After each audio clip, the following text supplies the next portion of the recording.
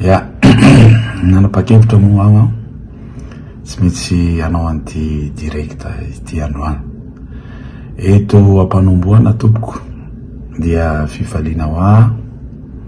no miarahaba antsika vahoaka malagasy tsy vaky volo na ireo indrindrandrindra ianareo mpanaraka ny page sy tena randrena solony aiko na antsika ao Madagasikara izany na ho antsika rehetra maneran'izao tontolo izao. Tsy any Madagasikara moa ny tenako amin'izao fotoana izao fa mikarakara ny asako maha président confédération africaine ny tenako. Nisy ny conseil des ministres nataony taretiny Ngahy Anjenérina Rajoelina nandeha mivantana tamin'ny T20 Mai. Tsy resaka vary sy ny raha aloha androany fa iresaka momba ny base toliara. Raha tsika le teny Ngahy Anjenérina Rajoelina momba ny antony nanapahany hevitra nanokafana ny base toliara io ao Toliara de resaka vola 180 millions de dollars. Raha tsika ny teny 180 millions de dollars. 180 millions de dollars ny tombana ny etra hiditra amin'ny Madagasikara. Raha iteny azo hoe Ambatovy, raha iteny any QMM, fantatrareo tsara ho izy nanasoniany zany fa ny etra folo taona raisitsika amin'ny QMM na Ambatovy, raisitsika herintaona amin'ity base toliara ity. Dia amin'ity orinasa base toliara ity mbola tsy hanomboka akory ny tetikasa efa azo 80 millions de dollars tsika. Anaovana iny, anaovana sekoly, anaovana hitondrana rano fisotro madio, hitondrana herinaratra, anaovana hôpitaly, anaovana asa, fampianarana asa ho an'ireo olona rehetrarehetra. Zany le fanovana apetratsika fa ankoatran'izay isa taona dia misy 4 millions de dollars na 20 milliards ariary isa taona alohan'ny orinasa anaovana asa ara-tsosialy eo amin'ilay tanàna.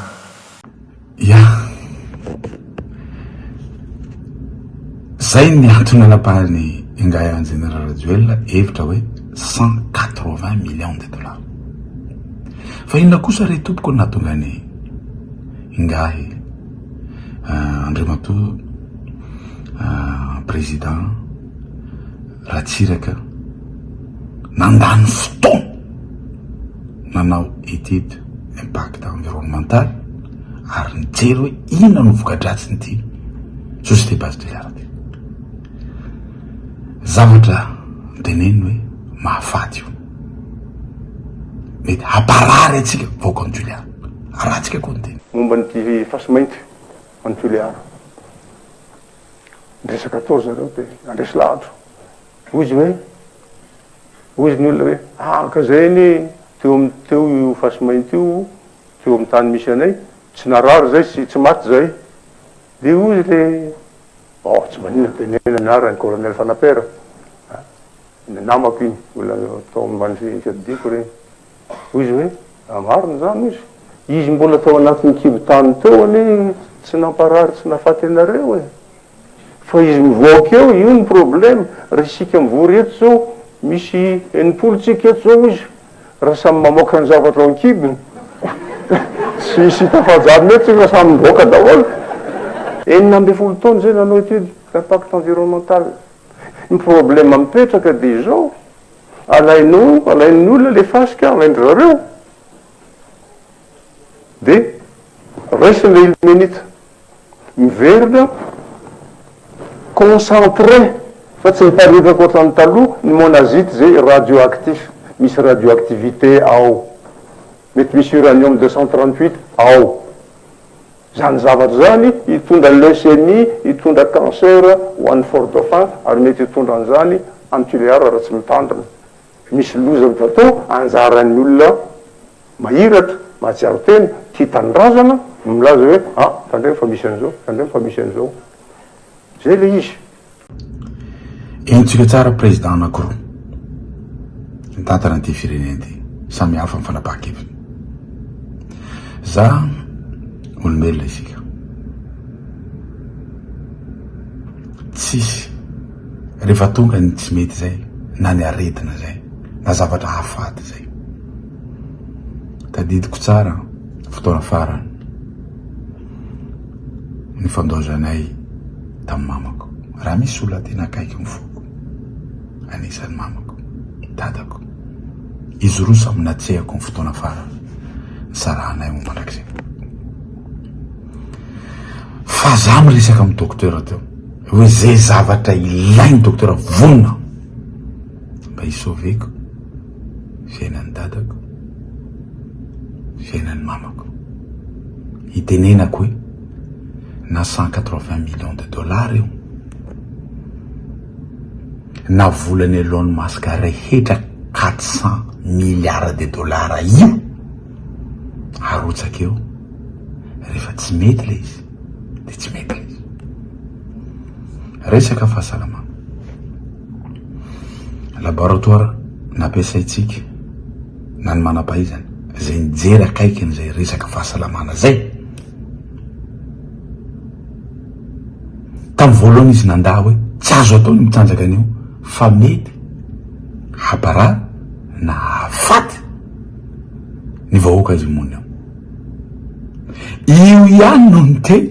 hoe azo atao indray le izy tsy haiko hoe resaka kolokolo e sa resaka tsy kolokolo zay zany zavatra tiako hambara voalohany hoe mba savy nga ingénieur radiola ny eno any resaky ny président Ratsiraka iny ka alomina nambany hevitra mba nandeha izy naka an'ireny international cabinet international nijery manokana nanao étude tao azo adinona fa étude de pacte environnemental rehetra mifanotra amin'ny teny ministre teo risque ary high risque ary manana an'izany isika ary ianao ndre mato ministre ne mahafantatra an'izany risque io ary high risque compagnie nanao an'izany boky ohatran'izao novakinay ko izy ahako hoe aza lolovyna ny fiainan'ny vahoaka malagasy fa na de vola 400 milliards de dollars ka afaty anay io de tsy mety zay zay aloha ny zavatra anakiray zavatra faharoa no resantsika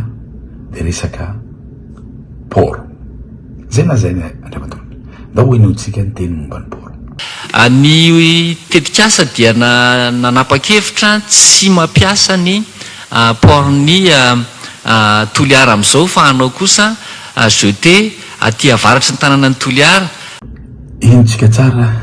iny momba ovina izahay tao a Toliara zaraky ny Toliara ny teny fa port ny Toliara no ampiasay zay ne tsy niteny an'izany fa maninona ianao no miinvente zavatra tsy niteneninay mba hampandainga anao tsy hitenenana ny andaboy zay rentsika tsara vao betibety alefaso video mikasika ny andaboy no teneninay io zany salama hoe Dubai ny Toliara io no plage irery ihany sisa ho an'ny vahoaka ny Toliara ho an'ny district ny Toliara io no omenareo anty compagnie américaine ty zay ipetraka eo io irery ihany sisa raha resaka port zany ka eto tsika tsy hifandainga andriamato ministre fa ianao miteny hoe port non aza mba disona ny teninay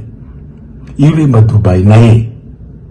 zay ny tenenako ny hoe ny an'ny sasany nanamboarana miami ny anay naturel mihitsy ny Dubainay io no omenany resaka lalana tao jeretsika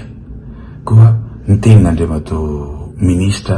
momba ny lalana tsy manelingelina ihany koa ny fitaterana amin'ny lalam-pirenena fahasivya fa hisy lalana manokana hitaterana an'ireo vokatra ireo zany. Andreo to ministre ovina ndray zahay no niteny hoe RN9 zahay tsy niteny RN9 mihitsy fa ity base tuliara ty de mazava ho azy fa tsy hanao lalana izy ary handeha hamakivaky tanànany tuliara zay nitenentsika tamin'ny vidéo teo aloha iny hamakivaky ny tanànany tuliara de any avaratsy ny tuliara zany raha ny avaratsy izy tsy tuliara fokotany efatra be zao no andalovan'io camion raha ny avaratsy izy tsy tuliara aminao andriamato ministre zany manona tonga de rahenao eo anatin'ny carte ny tuliara hoe tsy tuliara tsony nareo quartier rehetra aty avaratsy reo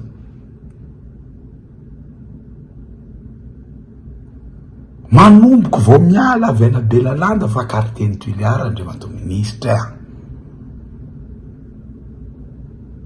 ino mandeha amy tetezany iny tuliara mitsofoka ao iny fa tuliara miditra tuliara dola jusque quartier anakefatra hoa no handalovan'io camion io ary lalanay rehefa maianga ao tuliara izahay handeha any amin'ny any Amangily na any raha reo ny lalanay de monsieur le ministre rehefa tsy mety kosa reziky de baza mba mandainga tsy resaka lalanay RN9 fotsy fa mandalo ao amin'ny quartier efatra 10% ny tuliara ane zany ary zahay rehetra 41 fokotany 41 fokotany reto ane aoka mba ho fatatsika fa manana mivezivezy amin'io tanàna kely io ka zay no itenenako za mandaigna andriamato ministre fa miditra mamakivaky ny tanàna ny tuliara io camion io ary niteninareo 160 ino mano 10 tonnes fa 90 tonnes zakanao ve 90 tonnes zany rehefa misy rehefa tonga ry sambo fa misy oladala eto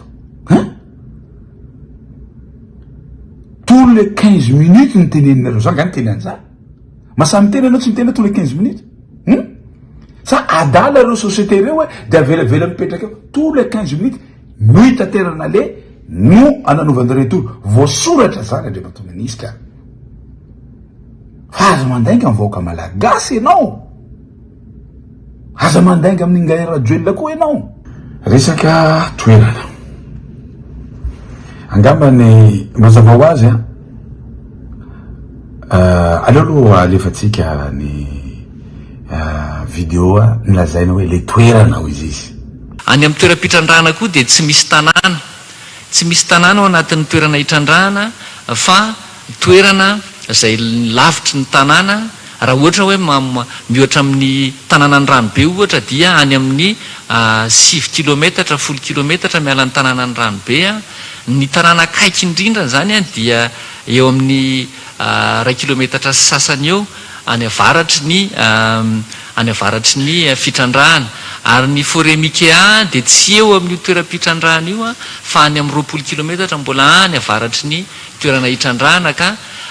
isorona ny aya ary misy koa moa ny milaza vaovao tsy marina eo anivon'ny tambajotra isan-karazany fa tsy eo amin'ny forêt Mikea mihitsy ny anaovana ny fitrandrahana fa ty atsimo 20 kilometatra ty atsimo ny forêt Mikea ary lavitry ny tanàna misy ny ponina zany tsika tsara zavatra lazainy andriamato ianao andriamato ministre ianao tsy avy tuliara tsy hainao akory hoe inona tuliara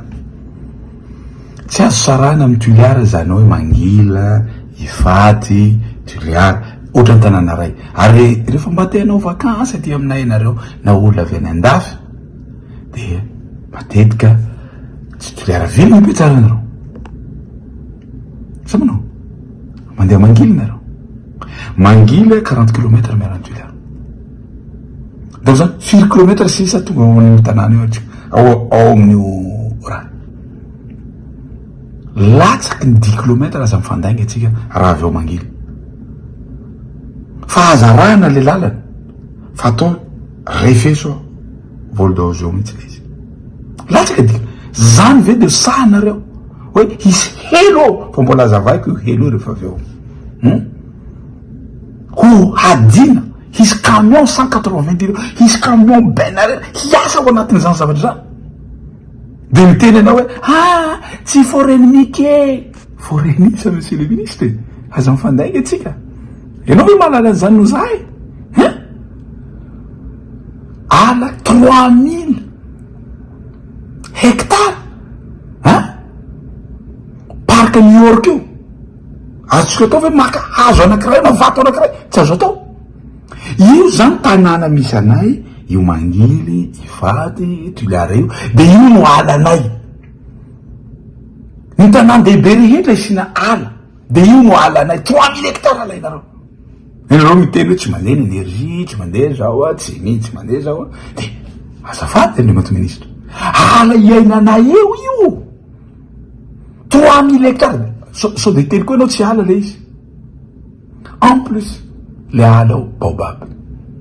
zany compagnie américane zay manaraka lalàna international tsy afaka izy tsy afaka io eto tsika typena baobab 5 types de baobab misy eto Madagascar tsy misy manjara zao atao zao 5 types de baobab misy amin'ny toerana tsy misy manerana Madagascar ary tsy misy manjara zao atao zao tsy vitany hoe ala le izy fa ala zay zavatra tsy hita mihitsy manjara zao atao zao aza maivanina zany andriamato ministra mialatsiny aminao aza maivanina izany zavatra izy resaka lavaka oui arahantsika koa tenin'andriamato ministra momba ny hoe resaka inona moa izy teo resaka helo enina isanjatony ny ao anatin'le tany ihany no misy an'le akora fa ny 450 isanjato zany dia tany tsy hiala tao noho izany tsy marina ny filazana fa isy lavaka goavana ohatra ny elo eo reo fa vita ny fitrandrahana fa averina atotofana ihany zany miverina eny amin'le tany nanaovana nakanan'le akora ny 450 isanjato de tonga de mandeha zany ny réhabilitation environnementale. Andriamato ministra ny fitsandrahana fasimainty tompoko raha ny ala zay kapaitsika dia 3000 hectare dikan'izay zany 67 hectare eo ataotsika fois 50 zay vao mitovy am'izany fois 50 eo Mangily ane zany aza tenenina monsieur le ministre aza mifandainga atsika lavitra refeso volo zao io reo iainanay daholo eo amin'ny tanàna iainanay io zavatra tsy lavitra de teninao amiko hoe tsy 60 entre 40 à 60 mètres ny lavaka ataonao sahala piscine de ny angezany zay 3000 hectares zay tsy zany ve zavatra ataonareo raha inao hoe 10% na 15% ny akorao na alainareo oentinareo any tsy hena koa ve ny nahototofanareo tsy hena de ambarao amiko hoe rehefa miakatra ny ranomasy filmetre koa fatatsika zany filmetre rehefa miakatra koa ny rano satria mandritra ny taona midina sy miakatra ny riaka ka raha vao tafidy teo satria ihena ny tany ety ihena ny ety raha vao misy lalana fotsiny ndraiky andro any tafiditra de ahoana ny fiafaran'izay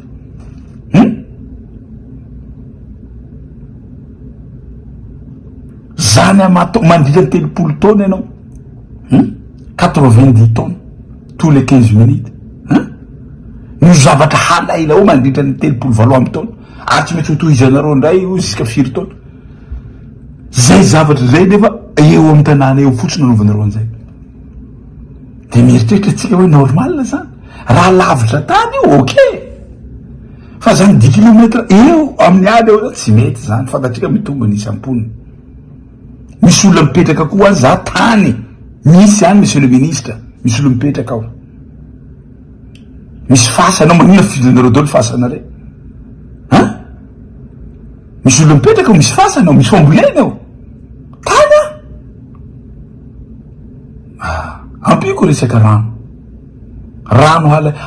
tsika mijaly rano eto Madagasikara, mijaly rano tanàna mafana Tuileries tsy vitan'izay raha 3000 hectares zay kapainao ny ala am'izay miakatra fanana io ary tsy zaka fanana Tuileries milovanao vakansy rehetra rehefa tsy mahazaka rano tsika tianay le reny rano tsika tianay le tena danger be satria tsy rano avy amin'ny orana kitianareo fa rano réserve ho antaranaky tsika fara mandeha. Monsieur le ministre, tenenao tsy kitianareo le rano réserve 60 mètres cubes par heure am'izao tsy misy rano zao, rano farany madio indrindra au vive madio indrindra any ambany tany afy iny farany rano madio, tenenao tsy madio indrindra le rano de ino olo tianareo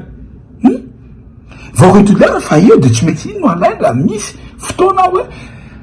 ho lasa maina zao tontolo zao tsisy orana de ino ampiasaina de ino alainareo mandritra 320 amby tao 600 mètres cubes teneno tsy 600 mètres cubes par heure koa teneno momba ny resaka asa zany aleo koa mba arahantsika koa ny video ty mandainga le misy ndao arahantsika le video momba ny asa ny fisinina tetika asa goavana ohatry tony de miteraka famoronana asa maro zay mety atratratra any amin'ny 5,000 any ny asa manodidina hoentin'ny tetika asa ary azo tombony manokana amin'izany moa zany